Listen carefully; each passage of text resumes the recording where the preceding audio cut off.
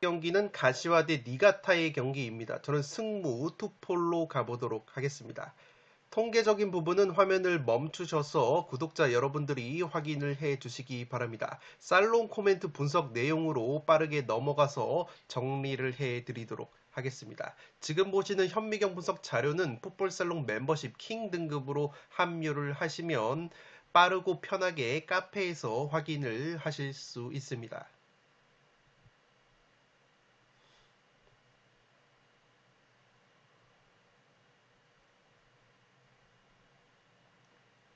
살롱 코멘트로 정리를 해드리면 올 시즌 가시와 레이솔이 고전하고 있는 것이 바로 공격 수비 모두가 떨어지고 있다고 보시면 되겠습니다. 이 가시와가 득점력이 리그 17경기에서 16골로 경기당 평균 한 골이 채 되지 않는 빈공을 보여주고 있고 실점 역시 28실점으로 최다 실점 공동 4위를 달리고 있습니다. 지금 보시는 것처럼 이 가시와가 수비 상황에서 상대의 세밀한 쇼패스 패턴으로만 올 시즌 13실점을 당하면서 상대가 세밀하게 썰어 들어오는 플레이에 상당히 약점을 보이고 있는 것이 바로 가시와의 수비라고 보시면 되겠습니다. 그러한 측면에서 가시와 입장에서는 니가타의 핵심 플레이메이커인 이토 료타로 선수가 벨기에 리그로 이적을 한 것은 상당히 호재라고 보시면 되겠습니다. 이 니가타의 에이스 플레이메이커인 이토 선수가 최근에 벨기에 리그 이적이 확정이 되면서 지난 교토상가전을 고별전으로 마지막 경기를 치렀기 때문에 이 니가타로서는 상당히 전력 누수가 심할 것으로 생각이 됩니다. 지금 보시는 것처럼 이토 선수가 패스에 의한 기회 창출이 20회로 J리그에서 가장 많은 선수였고 기회 창출이 무려 56회로 가장 많은 기회 창출을 J리그에서 하던 플레이메이커였기 때문에 이 니가타로서는 이토 선수가 이적이 된 것은 상당히 뼈아픈 전력 누수라고 보시면 되겠습니다. 따라서 상대의 세밀한 짧은 패스에 의해서 실점이 가장 많은 가시와 입장으로서는 니가타에서 패스를 통한 기회 창출이 가장 많았던 이토 료타로가 이적이 된 것은 굉장히 호재라고 보시면 되겠습니다. 또한 니가타 같은 경우에도 공격력이 뛰어난 팀이 아닌데 팀 내에서 가장 많은 골을 넣었던 선수가 바로 이토 선수였기 때문에 이 공격 상황에서도 득점력적인 측면에서 상당히 전력 누수가 클 것으로 생각이 되고 이토 선수 다음으로 니가타에서 두 번째로 득점이 많았던 오타 슈스케라는 선수 역시 최근에 부상으로 빠져있는 니가타이기 때문에 이 니가타 역시 가시와 못지않은 빈공이 나올 가능성이 있어 보입니다. 특히나 니가타 같은 경우에는 올 시즌 세트피스에서 6골을 만들어냈는데 이 세트피스 상황에서도 이토 선수가 니가타의 세트피스 전담 키커였기 때문에 여러모로 이토 선수의 공백이 상당히 클 것으로 생각이 되고 있습니다. 이 니가타라는 팀이 승격팀임에도 불구하고 평균 점유율이 상당히 높은 팀인데 이 패스 능력이 뛰어난 이토 선수가 빠졌기 때문에 니가타 특유의 점유율 축구 역시 제대로 구사가 될 수 있을지 의문이라고 보시면 되겠습니다. 다만 제가 무승부까지 바치는 이유는 이 니가타 입장에서 이 니가타의 수비 최대 약점이 측면 크로스 그리고 세트피스인데 올 시즌 니가타가 측면 크로스로만 8실점, 세트피스로만 6실점을 당하면서 확실히 측면 수비와 세트피스 수비가 약점인 니가타인데 가시아 같은 경우에는 올 시즌 크로스 득점이 2골, 세트피스 득점이 딱 1골로 상당히 저조하기 때문에 가시와 역시 니가타의 수비 약점을 공략하기에는 상당히 빈곤한 공격력을 보여줄 가능성이 있지 않나 싶습니다. 물론 가시와 같은 경우에는 외국인 용병 플레이메이커인 마테우스 사비오 선수가 스루패스 한 방이 상당히 날카로운 선수인데 니가타 같은 경우에는 올 시즌 스루패스에 의한 실점이 3골로 사포로 다음으로 많은 팀이기 때문에 이 마테우스 사비오 선수의 스루패스 한 방이 통할 가능성이 있는 가시와라고 보시면 되겠습니다. 따라서 니가타가 이토 선수의 이적에 따른 공격력 저하로 홈팀 가시와 쪽으로 다소 마음이 기우는 매치인데 니가타의 수비 최대 약점인 크로스와 세트피스 상황에서 가시와가 득점력이 상당히 떨어지는 점을 고려한다면 무승부 정도의 니가타 사이드도 충분히 받쳐볼 만한 매치라고 생각이 됩니다. 1번 경기는 승무 투폴로 가보도록 하겠습니다. 두 번째 경기는 FC 도쿄 대 나고야의 경기인데 승무패로 지우면서 홈팀 도쿄 쪽 이변까지 한번 노려보도록 하겠습니다. 도쿄 같은 경우에는 나고야와의 상대 전적을 보시면 홈에서만큼은 나고야 상대로 최근에 8경기 6승 2무 무패로 홈에서는 나고야 상대로 상당히 강했던 모습이 있는 이 도쿄라고 보시면 되겠습니다.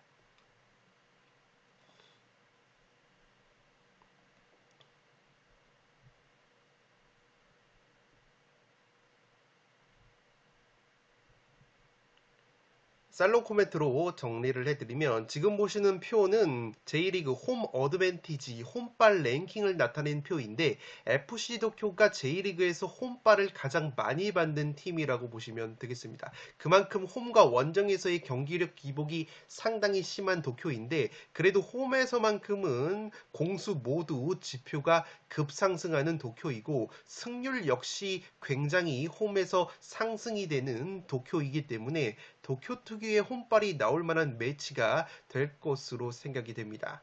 지금 보시는 것처럼 나고야를 상대로 최근에 도쿄가 홈에서는 패배가 없었습니다. 홈 8경기에서 6승 2무 무패로 홈에서만큼은 나고야 상대로 굉장히 강했던 면모가 있는 도쿄이기 때문에 도쿄 특유의 홈발이 나올 만한 매치라고 생각이 되고 있습니다. 물론 올 시즌 나고야 같은 경우에는 탄탄한 수비력 그리고 준수한 공격력까지 보여주면서 순항을 하고 있기 때문에 나고야 쪽으로 구매율이 몰리는 것은 자연스러운 현상이라고 보시면 되겠습니다. 다만 올 시즌 첫 리그 맞대결에서도 이 도쿄가 나고야 원정에서 0대0 무승부를 거뒀는데 지금 보시는 것처럼 도쿄가 나고야 원정에서 상당히 대등한 경기 내용을 보여주면서 0대0 무승부를 거둔 바 있기 때문에 충분히 홈에서만큼은 더 좋은 경기력을 보여줄 가능성이 있어 보입니다. 다만 1차전에서 도쿄가 점유율을 61%로 높게 가져간 것은 다소 의미가 떨어지는 것이 나고야 같은 경우에는 올 시즌 J리그에서 평균 점유율이 가장 낮은 전형적인 선수비 후 역습 축구를 하는 팀이기 때문에 나고야에게 점유율은 크게 의미가 없다는 점을 말씀을 드리도록 하겠습니다. 이 또한 양팀 모두 주포 용병 공격수들의 골 감각이 상당히 좋은데 도쿄 같은 경우에는 디에이고 올리베이라 선수가 최근 리그 4경기에서 4골을 넣었고 직전 리그컵에서도 득점포를 가동을 했습니다. 나고야 같은 경우에도 용병 공격수 카스퍼 주커 선수가 리그 4경기에서 4골, 에이스 공격자원인 마테우스 선수 역시 리그 3경기 연속골로 좋은 골 감각을 보여주고 있기 때문에 충분히 양팀 모두 용병자원들의 발끝에서 득점이 만들어질 만한 매치라고 보시면 되겠습니다. 도쿄가 최근에 3연패 수렁에 빠져 있는데 간바 오사카 원정 패배를 제외하면은 요코마리, 비셀고베 같이 리그 최상위권 팀들을 상대로 패배를 했던 경기이고 그 경기에서 아쉽게 2대3 한 골차 석패를 당하면서 경기 내용 자체는 전혀 나쁘지가 않았다고 보시면 되겠습니다. 나고야가 최소 실점 3위로 J리그에서 탄탄한 수비력을 보여주는 팀이지만 나고야의 최다 실점 패턴이 바로 크로스와 세트피스인데 도쿄 같은 경우에는 공격 상황에서 크로스와 세트피스로 가장 많은 골을 넣고 있는 팀이기 때문에 나고야의 약점이라고 볼 수 있는 크로스와 세트피스 상황에서 득점을 만들어낼 만한 매치라고 보시면 되겠습니다. 물론 도쿄 역시 크로스와 세트피스에서 가장 많은 실점을 당하고 있기 때문에 나고야 역시 세트피스 득점이 8골, 크로스가 6골로 충분히 도쿄의 약점을 공략할 수 있다는 점에서 양팀 모두 해볼 만한 매치가 될 것으로 생각이 됩니다. 따라서 이 경기는 도쿄 특유의 홈발 등을 고려를 해봤을 때 현재 나고야 쪽으로 다소 투표율이 몰린 듯한 느낌이 있기 때문에 저는 이번 경기는 승무패로 지우면서 도쿄 쪽 이변까지 한번 노려보도록 하겠습니다. 세 번째 경기는 쇼난 대 사간도스의 경기인데 승패로 한번 갈라보도록 하겠습니다.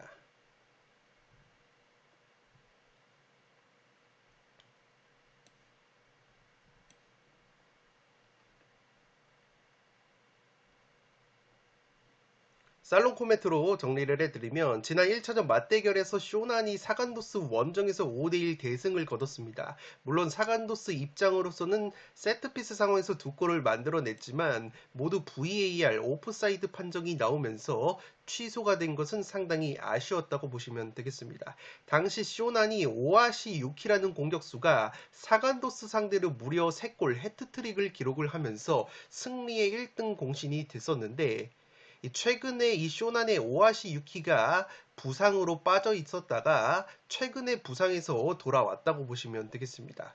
이 오하시 유키 선수가 직전 가와사키와의 리그컵 경기에서 두 골을 넣으면서 예열을 마쳤기 때문에 사간도스에게 시즌 초반 세 골을 넣었었던 좋은 기억이 있는 오하시 유키 선수가 직전 가와사키전에서 두 골을 넣고 예열을 마친 것은 쇼난으로서는 상당히 호재라고 보시면 되겠습니다. 특히나 당시 사간도스 상대로 쇼난의 오하시 유키 선수가 3골을 넣었을 때 쇼난의 또 다른 주포 공격수 마치노 슈토 선수가 2개의 어시스트를 기록을 했기 때문에 이 쇼난의 두 공격 원투펀치가 가동이 된다면 이 사간도스 상대로 충분히 천정 면모를 또다시 보여줄 가능성이 있어 보입니다.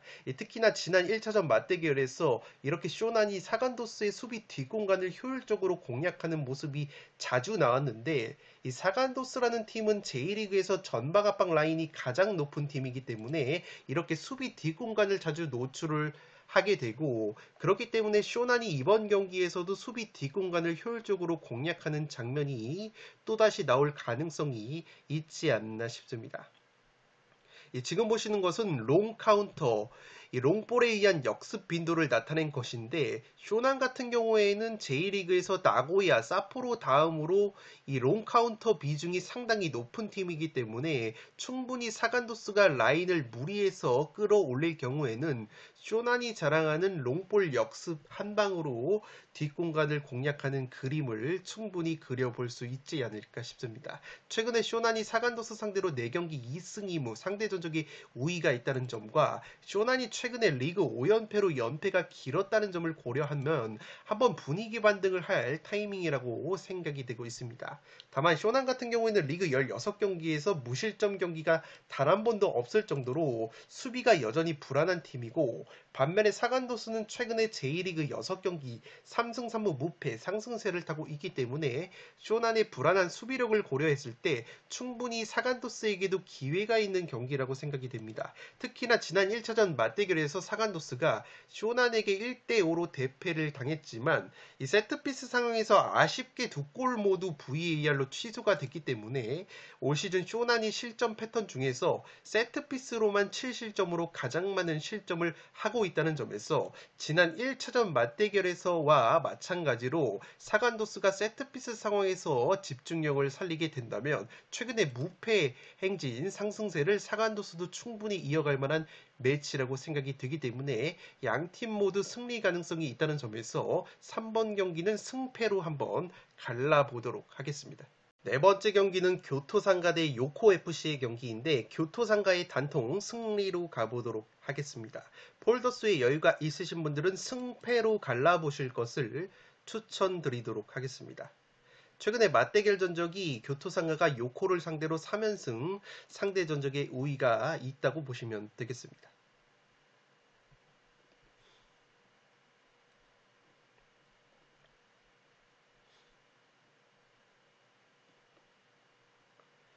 살롱 코멘트로 정리를 해드리면 교토상가의 측면 공격이 통할 가능성이 있는 매치라고 생각이 됩니다. 최근에 교토의 용병 공격자원인 패트릭 선수가 리그 4경기에서 3골 1도움 나쁘지 않은 골 감각을 보여주고 있고 이 선수가 패트릭이라는 교토상가의 용병 자원인데 이 선수가 피지컬 자체가 굉장히 탄탄한 선수이고 헤딩 뚝배기 제공권 한 방이 있는 선수이기 때문에 교토상가 특유의 측면 공격 측면 크로스에 의한 패트릭의 뚝배기 패턴이 다시 한번 가동이 될 가능성이 있어 보입니다. 지금 보시는 것은 J리그 크로스 통계인데 교토상가가 크로스 지표가 5번째일 정도로 측면에서의 크로스 공격 빈도 자체가 굉장히 많은 팀이라고 보시면 되겠습니다. 지금 보시는 것은 J리그 실점 통계인데 요코FC가 J리그에서 가장 많은 실점을 당하고 있는 팀이고 특히나 측면 크로스 패턴에 의해서 이렇게 많은 실점 14실점을 크로스 패턴으로 당하고 있기 때문에 측면 공격을 자주 활용하는 교토상가가 충분히 측면에서 크로스를 통해서 재미를 볼 만한 매치가 될 것으로 생각이 됩니다. 지난 1차전 맞대결에서 교토가 요코를 상대로 4대1 대승을 거뒀는데 당시에는 요코를 상대로 세트피스로만 교토가 3골을 만들어내면서 4대1 대승을 거뒀고 앞서 말씀을 드렸던 교토의 용병 공격수 패트릭 선수가 코너킥 상황에서 헤딩 뚝배기로 득점을 만들어냈기 때문에 이번 경기 역시 패트릭 선수의 뚝배기가 빛을 발할 가능성이 있지 않나 싶습니다. 또한 요코FC 같은 경우에는 팀 내에서 가장 많은 골인 6골을 넣고 있는 주포 공격수 오가와 코키 선수가 현재 컨디션이 100%가 아니라는 소식이 있습니다. 이 선수가 최근에 네덜란드 리그 네이메온으로 이적이 유력하다는 보도까지 있기 때문에 만약에 요코가 주포 공격수 오가와 선수가 결장이 되게 된다면 특유의 빈공을 보여줄 가능성이 상당히 높지 않을까 싶습니다. 최근 상대전적 면에서도 교토가 요코 상대로 3연승의 우위를 보이고 있는 매치이기 때문에 여러 정황상에서 홈에서 교토가 충분히 해볼 만한 매치가 될 것으로 생각이 됩니다. 다만 제가 투폴로 요코 사이드도 추천을 드리는 이유는 요코FC가 최근에 모든 대회 4승 1무 2패로 경기력이 다소 개선된 모습이 있습니다. 물론 대다수 승리가 컵대회나 상대가 로테이션을 대대적으로 가동을 했을 때 거둔 승리이기 때문에 100% 경기력이 반전이 이루어졌다고는 하기가 어렵겠지만 최근에 확실히 분위기 반전에 성공을 했고 지난 승무패 경기에서도 요코가 강호 우라와를 홈에서 맞이해서 0대0 무승부 이변을 연출한 바 있기 때문에 확실히 요코가 시즌 초반보다는 경기력이 다소 올라온 모습이 있기 때문에 그러한 점을 고려를 한다면 현재 교토의 구매율 60% 이상 몰린 것은 다소 높은 느낌이 드는 매치가 될 것으로 생각이 됩니다. 교토가 올 시즌 J리그에서 무승부가 딱 한 번으로 가장 적은 팀이고 요코FC 또한 올 시즌 리그 2연무가 없었다는 패턴을 적용을 한다면 무승부보다는 요코 쪽 이변을 노려본다면 승패로 갈라범직한 매치가 될 것으로 생각이 되기 때문에 4번 경기는 교토상가의 단통 승리로 가면서 투폴 추천으로는 승패를 추천드리도록 하겠습니다. 5번 경기는 간바 오사카 대 가시마 엔틀러스의 경기인데 간바 오사카의 단통 패배로 가보도록 하겠습니다.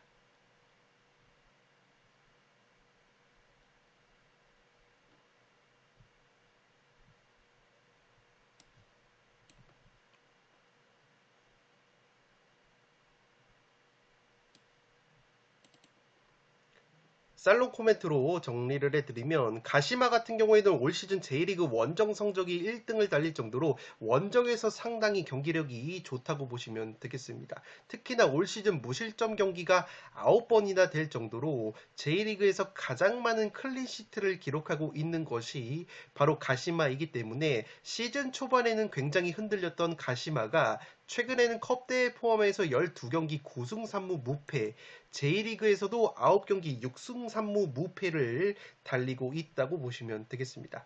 다만 가시마가 불안한 것이 있다면 지금 보시는 것처럼 페널티킥 실점이 5골로 J리그에서 가장 많은 실점을 페널티킥으로 당하고 있는 것이 바로 가시마이기 때문에 탄탄한 수비력에 비해서 가시마가 박스 안에서의 수비 집중력이 떨어질 때가 상당히 많다고 보시면 되겠습니다.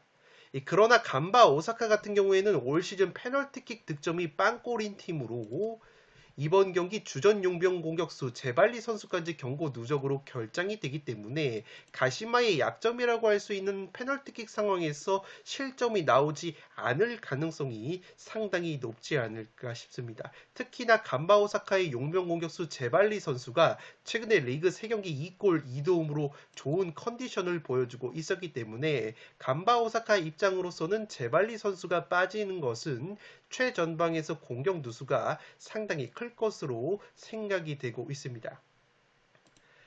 지금 보시는 것처럼 간바 오사카가 J리그에서 드리블 지표가 사포로 다음으로 좋은 팀이기 때문에 기본적으로 세밀한 패턴 플레이보다는 선수들의 개인기, 특히나 드리블 돌파에 의한 이 공격 전개가 상당히 위력적이라고 보시면 되겠습니다. 간바 오사카의 베테랑 우사미 같은 선수들이 원체 드리블 돌파가 상당히 좋은 선수들이고 실제 간바 오사카가 드리블에 의한 득점이 4골로 J리그에서 가장 많은 드리블 득점을 보여주고 있는 팀이라고 보시면 되겠습니다.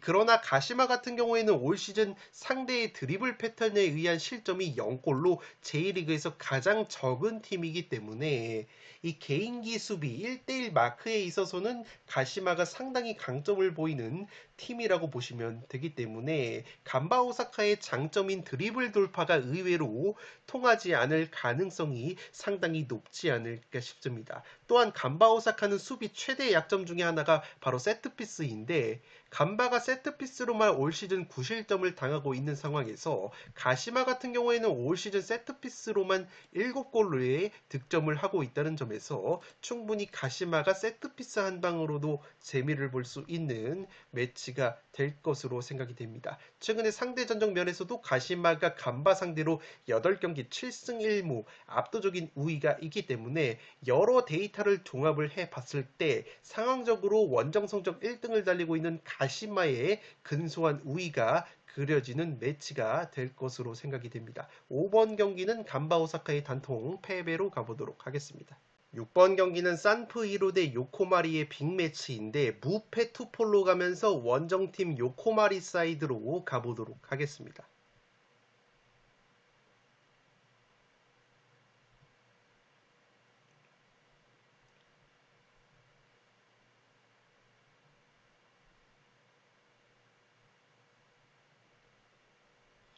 살롱 코멘트로 정리를 해드리면 최근 산프히로가 J리그 6경기에서 2승 4패에 좋지 못한 흐름을 보여주고 있는데 특히나 상위권 순위 경쟁을 펼쳐야 되는 빗셀고베, 나고야, 우라와, 가와사키 같은 강팀들에게 내리 패배를 당했던 이 산프히로라고 보시면 되겠습니다. 이 산프히로가 최근에 고전하고 있는 것이 바로 경기력 대비 골 결정력이 상당히 아쉽다는 점인데 실제 산프히로가 올 시즌 J리그에서 가장 높은 기대 득점과 가장 낮은 기대 실점값을 보여주고 있기 때문에 이 공수 양면에서 경기 내용적으로는 상당히 나쁘지 않는 시즌을 보내고 있다고 보시면 되겠습니다.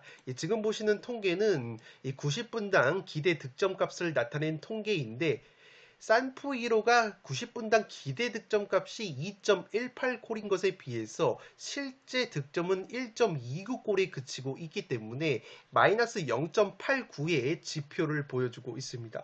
반면에 요코마리 같은 경우에는 기대 득점이 1.48인데 실제 득점이 2.18골로 플러스 0.7골이 되고 있기 때문에 굉장히 순도 높은 골 결정력을 보여주고 있는 요코마리라고 보시면 되겠습니다.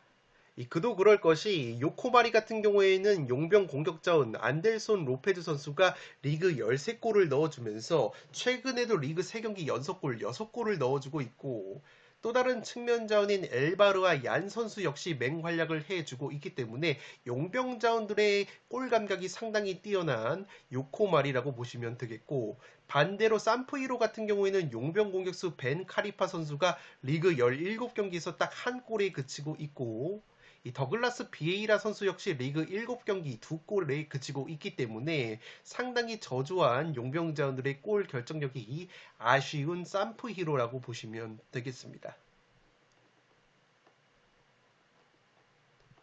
또한 지금 보시는 것처럼 산프히로 같은 경우에는 공격 상황에서 2명의 플레이메이커가 동시에 출격을 했을 때 상당히 위력을 발휘하는 팀인데 그중 한 명이 모리시마 선수 그리고 또 다른 한 명이 바로 미츠타 마코토 선수인데 이 미츠타 마코토라는 산프히로의 플레이메이커가 J리그에서 세 번째로 많은 기회에 창출을 하고 있는 플레이메이커인데 최근에 이 미츠타 마코토 선수가 부상으로 빠지게 되면서 공격 상황에서 모리시마 선수에게 가중이 되는 책임이 상당히 늘어났다고 보시면 되겠습니다. 따라서 이번 경기 역시 미츠타 마코토 선수의 결장 가능성이 높기 때문에 이 미츠타 선수의 공백이 상당히 느껴질 것으로 보이는 이 산프히로라고 보시면 되겠습니다.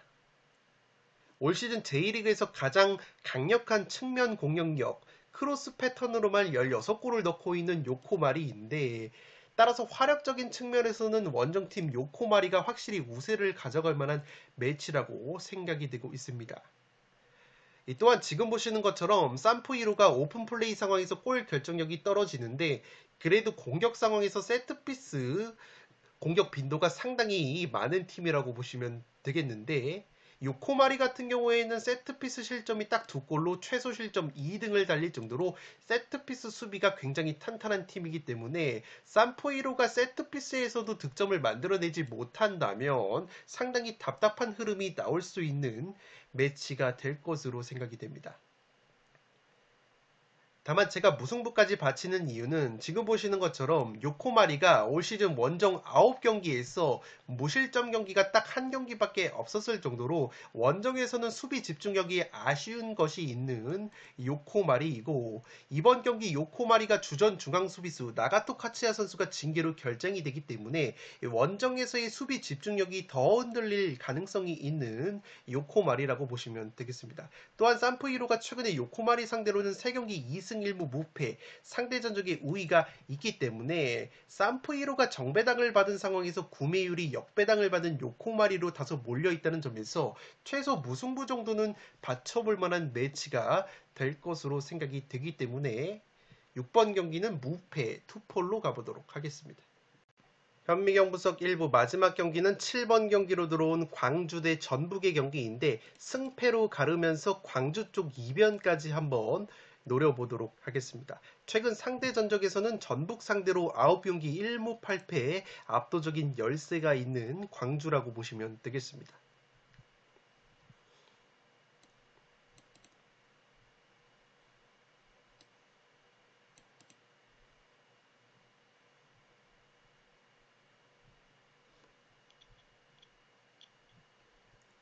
살롱 코멘트로 정리를 해드리면, 최근 광주의 경기 운영을 보면 오버페이스를 자제하는 듯한 움직임이 있다고 보시면 되겠습니다. 이정효 감독 체제에서 시즌 초반에 광주가 90분 내내 왕성한 압박, 활동량을 가져가면서 유독 후반전에 체력이 떨어지면서 후반전 실점 비중이 상당히 높았던 광주라고 보시면 되겠습니다. 실제 올 시즌 광주가 실점 22골 중에서 무려 19골을 후반에 실점을 하고 있는 광주이고, 특히나 경기 막판 15분에 가장 많은 실점인 11골을 실점하고 있는 광주이기 때문에 확실히 후반 막판 수비 집중력이 아쉬웠던 광주인데, 최근에는 후반전에는 적절히 라인을 내리면서 압박 수위를 유연하게 조절하는 경기 운영을 보여주고 있기 때문에 후반전의 실점 비중이 다소 줄어든 듯한 모습이 있다고 보시면 되겠습니다. 이 전북 같은 경우에는 최근에 김두현 감독 대행 체제에서 후반전에 상대가 체력이 소진이 됐을 때 스피드가 빠른 조커, 문선민 선수 등을 투입을 해서 재미를 봤던 부분이 있고, 실제 전북 같은 경우에도 후반 막판 15분에 가장 많은 득점인 8골을 넣고 있었을 정도로 후반전에 강한 공격력을 보여주고 있었다고 보시면 되겠습니다. 실제 지난 전북과의 1차전 맞대결에서 광주가 0대2로 패배를 당했을 때도 후반전 전북의 문선민 선수에게 후반 74분, 76분 내리 실점을 하면서 패했던 광주이기 때문에 여전히 후반전에 수비 집중력을 유지해야 되는 미션이 있는 광주라고 보시면 되겠습니다. 다만 전북이 이번 광주전이 페트레스쿠 감독의 첫 데뷔전이기 때문에 그전까지 김두현 대행 체제에서 좋았던 분위기가 새로운 감독 체제에서 새로운 전술 하에 계속해서 상승세가 이어질 수 있을지는 조금은 미지수라고 보시면 되겠습니다. 전북 같은 경우에는 A매치 기간에 핵심 왼쪽 측면 수비 자원인 김진수 선수가 아나골절 부상을 당하면서 이탈이 됐는데 상당히 뼈아픈 전력 누수가 될 것으로 생각이 됩니다. 이 광주 같은 경우에는 오른쪽 측면 라인인 두현석, 아사니의 공격력이 상당히 뛰어난 팀이기 때문에 전북의 왼쪽 주전 수비수 김진수가 빠지는 것은 상당히 큰 전력 누수이고, 특히나 광주의 아산이라는 용병 공격 자원이 이번 6월 A매치 기간 알바니아 대표팀에 차출이 돼서 유로 예선 2경기 1골 1도움 맹활약을 하고 돌아왔기 때문에 아사니 선수 특유의 왼발이 빛을 발할 가능성이 상당히 높지 않나 싶습니다. 또한 광주의 오른쪽 측면 수비수 두현석 선수 역시 올 시즌 리그 1골 5도움, 최근 3경기에서 1골 2도움을 기록하고 있을 정도로 광주의 오른쪽 측면 공격력이 상당히 뛰어나기 때문에 이 전북의 왼쪽 수비수 김진수의 공백이 상당히 클 것으로 생각이 되고 있습니다.